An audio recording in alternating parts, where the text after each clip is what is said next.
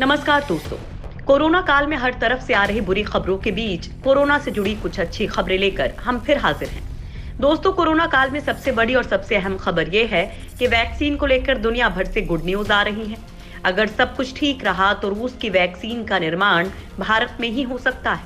इसके अलावा एक अच्छी खबर यह भी है कि भारत बायोटेक कंपनी अब लैब में एंटीबॉडी तैयार करेगा, जिससे कोरोना संक्रमितों का इलाज किया जाएगा।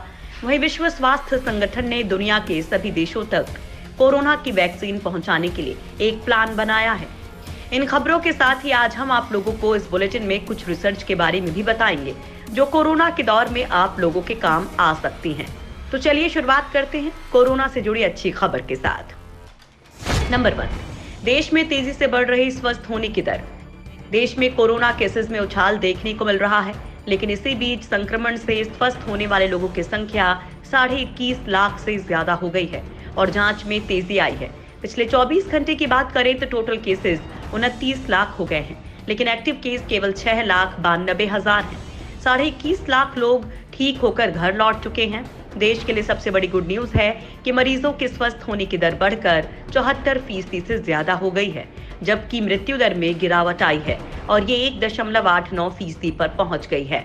वहीं ICMR के मुताबिक भारत में एक दिन में 8 लाख सैंपल की जांच हो रही है। नंबर 2, वैक्सीन पर भारत सरकार का बड़ा दावा। अगर सब कुछ ठीक रहा तो भारत इस साल के आखिर तक कोरोना वायरस की वैक्सीन हासिल कर लेगा। देश में बनी और ट्रायल से गुजर रही दोनों कोरोना वैक्सीन 2020 के अंत तक उपलब्ध हो सकती हैं। ये दावा है केंद्रीय स्वास्थ्य एवं परिवार कल्याण मंत्री डॉक्टर हर्षवर्धन का। उन्होंने कहा कि भारत बायोटेक की बनाई गई वैक्सीन कोवैक्सीन साल के आखिर तक उपलब्ध हो सकती है। हम 2021 की पहली तिमाही में वैक्सीन इस्तेमाल करने के लिए तैयार हो सकते हैं। दुनिया भर में वैक्सीन ट्रायल को फास्ट ट्रैक पर लिया जा रहा है। स्वदेशी टीकों का ट्रायल साल के आखिर तक पूरा होने की उम्मीद है। उन्होंने कहा कि तब तक हमें पता चल जाएगा कि ये टीके कितने असरदार हैं। हर्षवर्धन ने कहा कि भारत दुनिया का सबसे बड़ा वैक्सीन निर्माता है। वो दुनिया की वैक्सीन की जरूरतों का 2/3 हिस्सा सप्लाई करता है। नंबर 3, गोरखपुर में होगा ऑक्सफोर्ड की वैक्सीन का ट्रायल।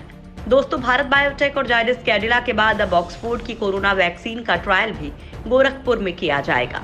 ICMR ने गोरखपुर के बाबा राघव दास मेडिकल कॉलेज को इसके ट्रायल की इजाजत दे दी है। ICMR के डायरेक्टर डॉक्टर रजनीकांत ने मीडिया को दिए अपने बयान में कहा कि ट्रायल को मंजूरी मिल गई है और कुछ दिन के अंदर ट्रायल शुरू होने की उम्मीद है।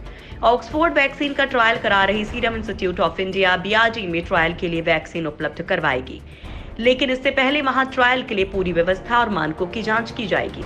डॉक्टर रजनीकांत के मुताबिक वैक्सीन के ट्रायल के लिए लैब और टीम तैयार हैं। अब सीरम इंडिया की ओर से ट्रायल को लेकर प्रोटोकॉल मिलते ही ट्रायल शुरू कर दिया जाएगा। नंबर 4, भारत बायोटेक लैब में तैयार करेगी एंटीबॉडी।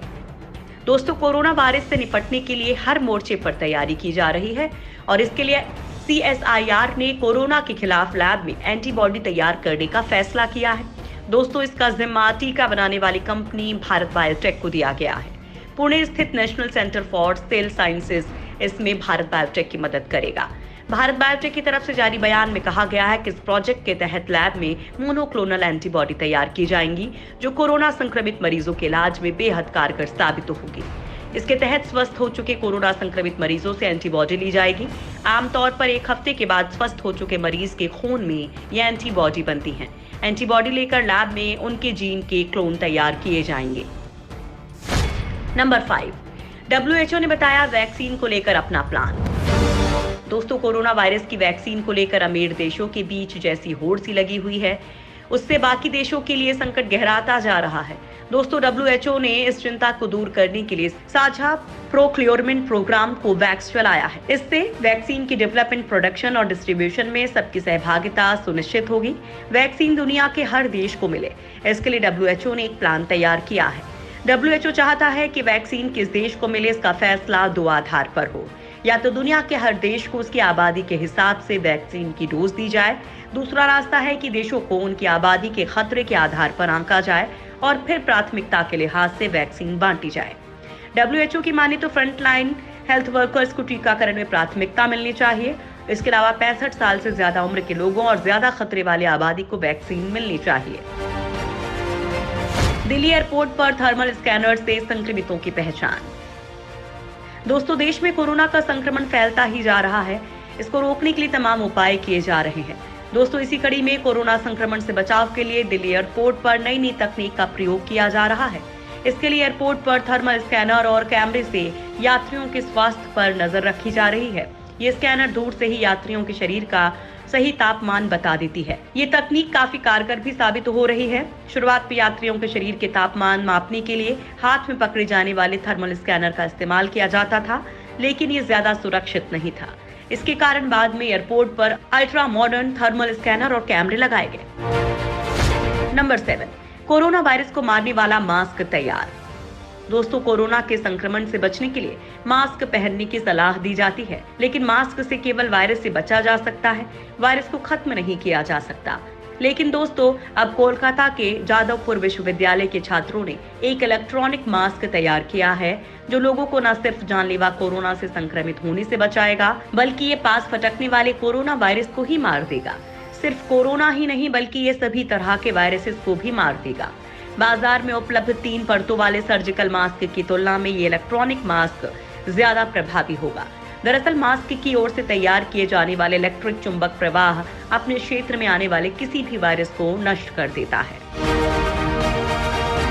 नंबर 8, गरारी किए पानी का कोरोना टेस्ट में इस्तेमाल। कोरोना के फौरन पहचान हो, इसके लिए कई तकनीक का सहारा लिया जा रहा है और कई पर काम भी हो रहा है। इस बीच एक नया अध्ययन सामने आया है कि कोरोना की पहचान के लिए लार के नमूनों की जगह गरारे किए हुए पानी के नमूने भी टेस्ट में काम आ सकते हैं। ये न केवल जमा करने के लिहाज से आसान हो सकते हैं, बल्कि नमूने जमा करने के लिए इसमें प्रशिक्षित स्वास्थ्य कर्मियों की जरूरत भी नहीं होगी। ICMR के भारतीय चिकित्सा अनुसंधान जर्नल में छपे एक अध्ययन में ये जानकारी सामने आई है। इस तरह से नमूने जमा किए जाने का व्यापक असर होगा और इससे लार और PPE किट की जरूरत नहीं होने से खर्च में भी कटौती होगी। नंबर 9, वैक्सीन को लेकर दुनिया से आई गुड न्यूज। दोस्तों, इस समय पूरी दुनिया वैक्सीन का इंतजार कर रही है। ऐसे समय में दुनिया से वैक्सीन से जुड़ी गुड न्यूज आ रही है। दोस्तों, रूस की जिस वैक्सीन पर दुनिया सवाल उठा रही है, उसी रूसी वैक्सीन का अगर सब कुछ ठीक रहा तो बड़े पैमाने पर भारत में निर्माण होगा। वैक्सीन को मंजूरी देने वाला दुनिया का पहला देश रूस भारत के साथ साझेदारी करने पर विचार कर रहा है। रूस अगले हफ्ते अपनी वैक्सीन का 40,000 वॉलंटियर्स पर ट्रायल करने वाला है। वहीं भारत भी अग्रिम मोर्चे पर तैनात कर्मचारियों, सेना के जवानों और कुछ विशेष लोगों के लिए कोरोना वैक्सीन की 50 लाख डोज खरीदने पर विचार कर रहा है। नंबर 10, फाइजर की वैक्सीन ने 5 गुना बेहतर दिए नतीजे। दोस्तों, कोरोना वैक्सीन बनाने की रेस में अमेरिकी कंपनी फाइजर भी तेजी से आगे निकल रही है। फाइजर और जर्मनी की कंपनी बायोएनटेक की ओर से तैयार की गई एक नई कोरोना वायरस वैक्सीन के बेहतर परिणाम मिले हैं।